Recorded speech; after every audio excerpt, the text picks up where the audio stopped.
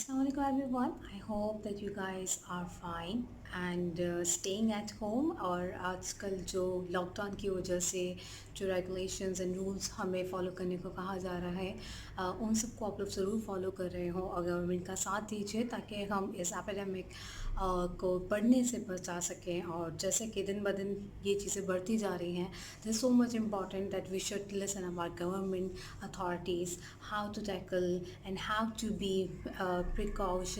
how to be take the precautions against these virus. I'd like to start my video, and this video is going to be very helpful for everyone who are looking for tips and tricks जो कि सी S S की preparation पे start करने के लिए किसी भी एक बिगनर को बहुत ज़्यादा नीड होती है।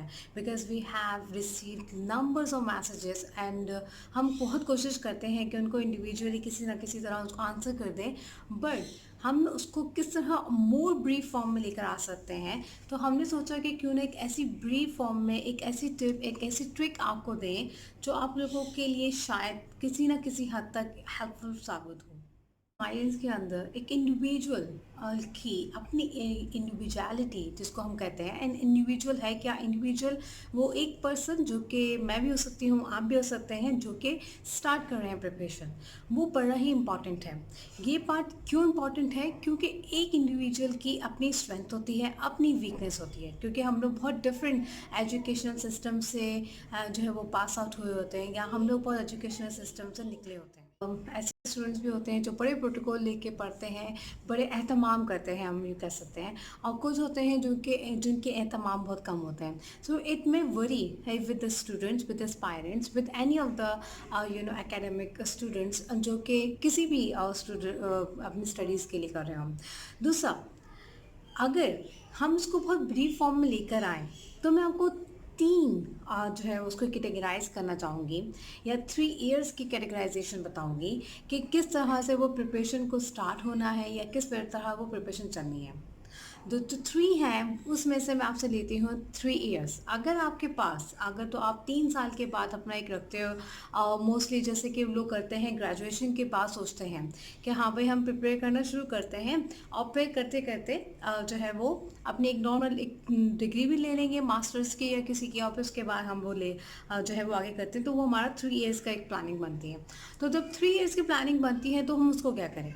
3 इयर्स की प्लानिंग के लिए आपको हैक्टिक की ज़रूरत नहीं है। 3 इयर्स की प्लानिंग में आप आराम से अपनी स्टडीज़ को लेके चल सकते हैं, क्योंकि 3 इयर्स में आप जो है वो अपनी लाइफस्टाइल के अंदर 3-4 चीज़ें बड़ी जो है वो जैसे मैं पहले भी अपनी कुछ वीडियोस में कह चुकी हूँ, उनको ऑप्ट करने की ज़रूरत है। नंबर 1, आप अखबारों पे आइए, क्योंकि कुछ लोगों का जो बैकग्राउंड होता है वो होता है इंजीनियर्स, डॉक्टर्स। तो हम लोग पॉलिटिक्स की तरफ इतने ज़्यादा जो है वो माइल नहीं होते। तो बड़े इम्पॉर्टेंट है कि हम जो है वो पहले अपने आप को, अपनी दिमाग को उसकी तरफ लेकर आएँ। तो वो हम नॉर्मल अपने उर्दू अखबार में से भी कर सकते हैं, जो कि हमारे यहाँ ट्रेडिशनल होता है, घरों में आता है। इस वे आप अपनी रीडिंग स्किल्स पे काम करते हो। That is so much important in any of the education, and most importantly C S S के अंदर रीडिंग स्किल्स में जैसे आप उर्दू के न्यूज़पेपर पढ़ते हो तो फिर उसके बाद आपको एक यूज्ड हो जाता है कि व्हाट इज़ अ पॉलिटिक्स, और किस तरह से वो जो है आगे चलेगा। फिर उसके बाद आप उसको स्विच कर दो इंग्लिश न्यूज़पेपर के अंदर। इंग्लिश न्यूज़पेपर में जब भी आप उसको रीड आउट करोगे तो साथ साथ आप एक कोशिश करो कि गूगल से, और there are so many dictionaries जो कि ऑफलाइन भी वर्क करती है, उसमें से एक मरियम वेबस्टर भी है, जिसको आप अपने डाउनलोड कर लो फ़ोन के अंदर, और जैसे ही आपको कोई मुश्किल वर्ड मिले और उसको फ़ौरन सर्च आउट करो कि what's the meaning of that word. तो फिर उसके बाद आपके लिए एक तरीके से वो आपकी रीडिंग स्किल्स पे काम हो जाएगा। Then we have listening skills. अब लिसनिंग स्किल्स पे कहाँ से काम करना है? लिसनिंग स्किल्स के लिए बहुत सारी चीज़ें हैं जो कि वर्क करती हैं।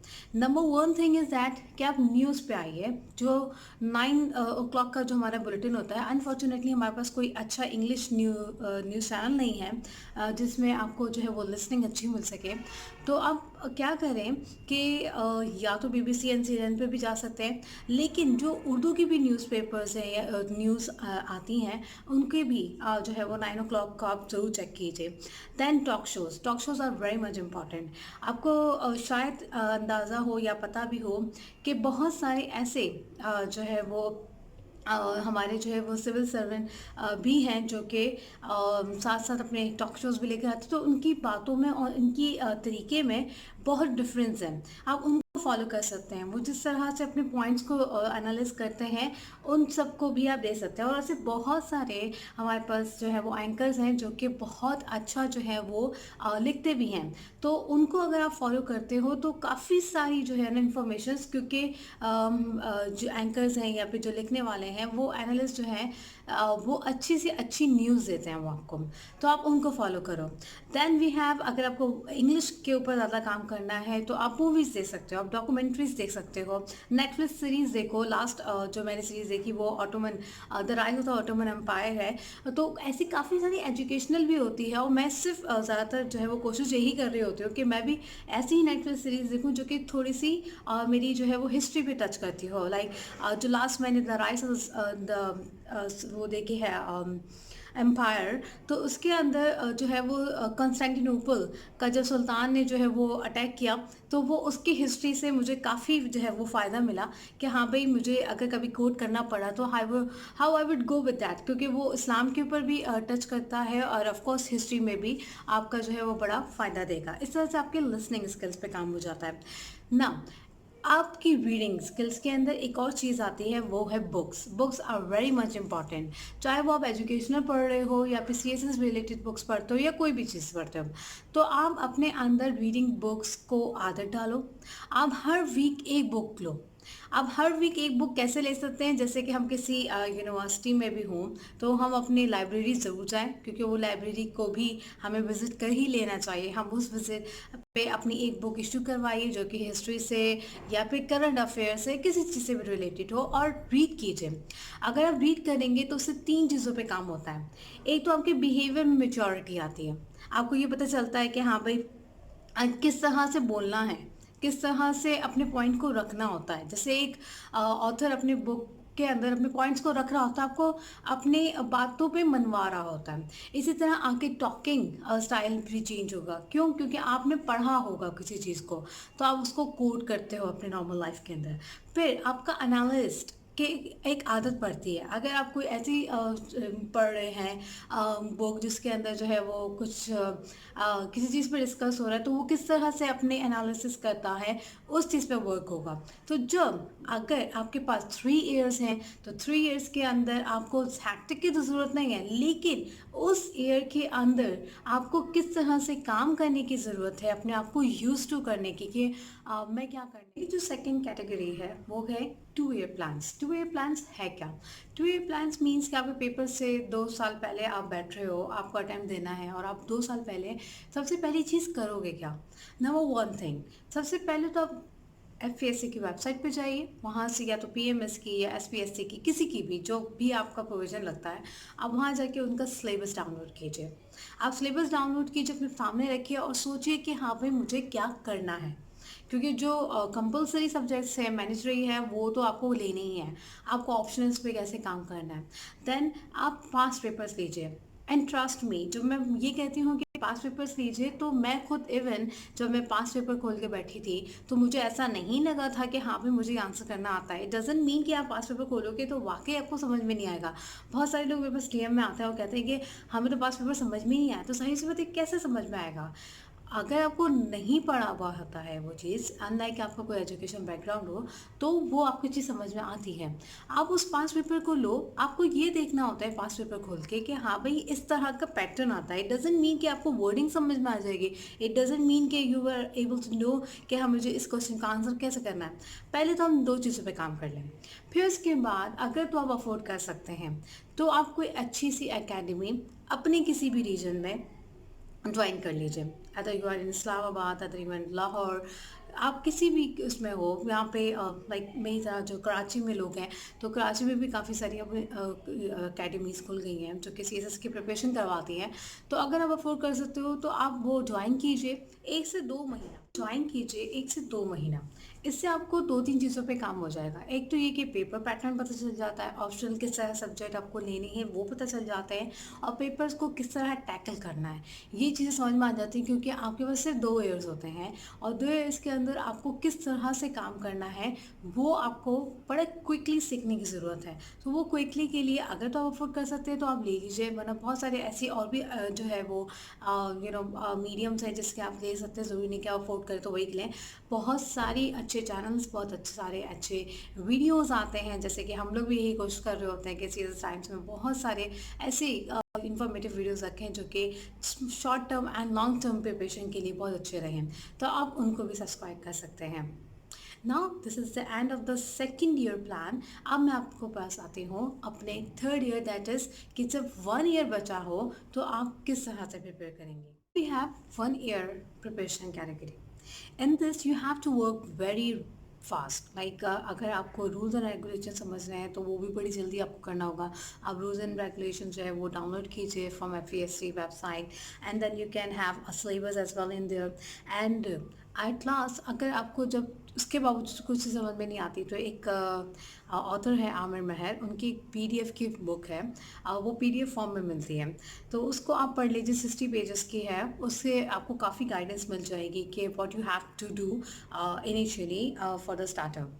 देन आप यहाँ पे बहुत सारे, जैसे कि मैं लास्ट उसमें भी कह चुकी हूँ थोड़ी देर पहले कि बहुत सारे व्हाट्सएप के ग्रुप्स भी आपको मिल जाते हैं। जैसे हमारा CSS टाइम्स का भी ग्रुप FB पे है और व्हाट्सएप पे भी है। वेबसाइट के थ्रू भी काफ़ी चीज़ें ऐसी हैं जिसको आप अच्छे किसी भी उसको पकड़ते हो तो बहुत जल्दी आपको इनिशियली अब जो है वो इन्फॉर्मेशंस मिल जाती हैं।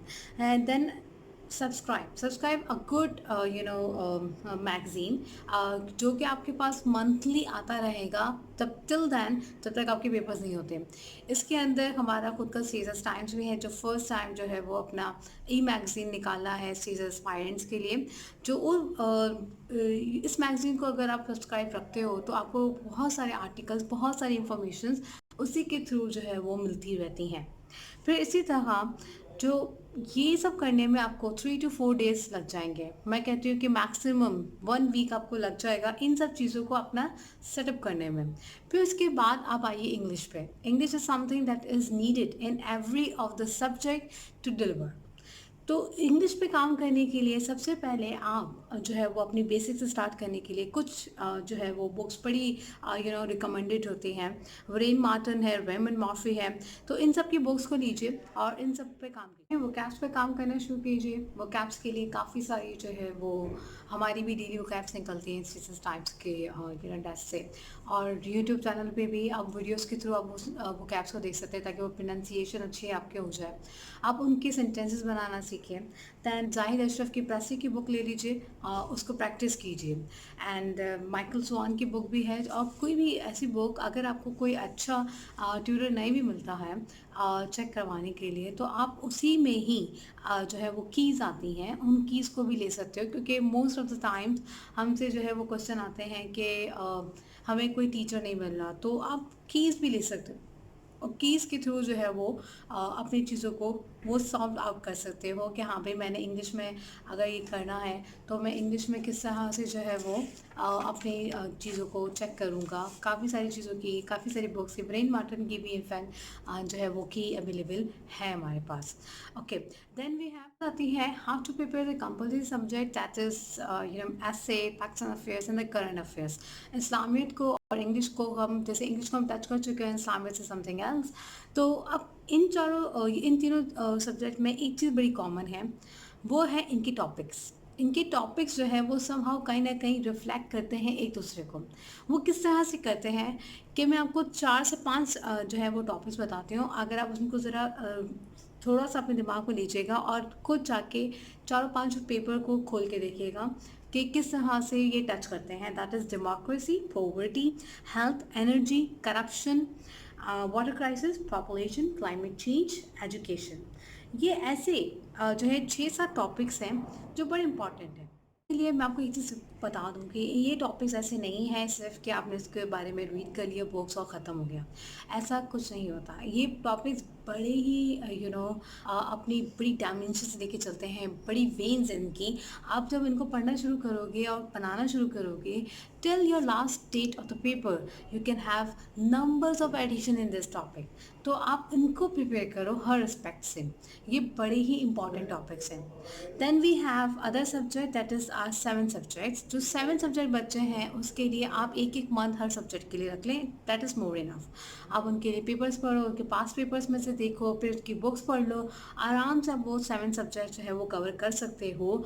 और इसमें से क्या 7 सब्जेक्ट को एक एक मंथ बांटा और आपके 7 मंथ्स निकल गए। तो ये हमारा 3 कैटेगरीज थी कि किस तरह हम 3 ईयर्स या 3 तरीके से जो है वो अपनी प्रिपरेशन को लेके चल सकते हैं अपने पेपर से पहले। आई होप कि ये वीडियो आपको बहुत ज़्यादा जो है वो हेल्पफुल करेगी अपने प्रिपरेशन की जो है वो जर्नी के अंदर। I hope that you guys enjoy this video and like this video, जिसमें आपको कुछ जो है वो टिप्स ज़रूर मिली हो। प्लीज़ लाइक कर दीजिएगा एंड में वीडियो को, और सब्सक्राइब रखिए हमें, ताकि हम मोर लाइक वीडियोज़ आपके सामने लेकर आ सकें।